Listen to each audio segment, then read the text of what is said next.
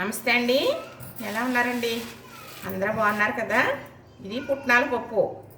ఈ పుట్నాల పప్పు పల్లీలు వేయించాను.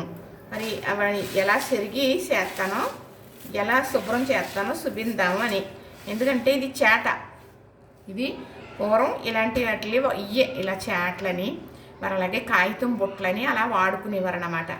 మరి ఆ విధానం మీకు చెప్పడం కోసం ఈ చేటలో పోసాను పప్పు. ఈ చేటకి 18 సంవత్సరాలు ఉన్నాయి.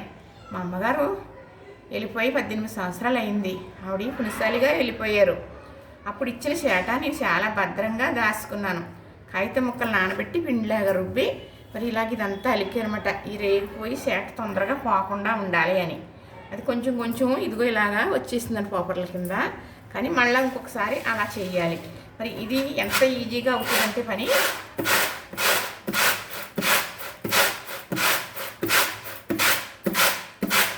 చూసారా అందులో ఉన్న తుక్కు ఎలా వచ్చేసిందో ఎదరికి ఇలాగనేసి అలా తీసేసేవారండి.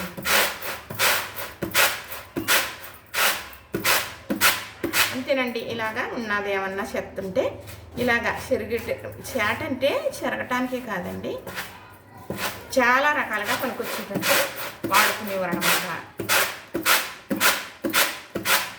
ఇందులో చెత్త అనేది వచ్చేసింది, పొట్టు అనేది వచ్చేసింది. ఇప్పుడు ఇక గిన్నెలోకి చేసుకుందాం.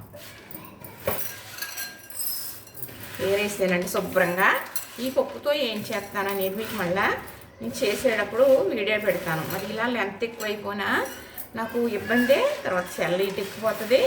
మరి తీసింది ముక్కలు ముక్కలుగా అయితే నేనైతే కలపలేనండి, నాకు రాదు. ఆ కలిపిన వాళ్ళు కూడా లేరు. అదే ఇలా చేటలో పని ఎంత సులువుగా చేసుకునేవారని. చూసారా ఎలా వచ్చేసిందా? చూసారు కదా? అదేనండి. ఏంటంటే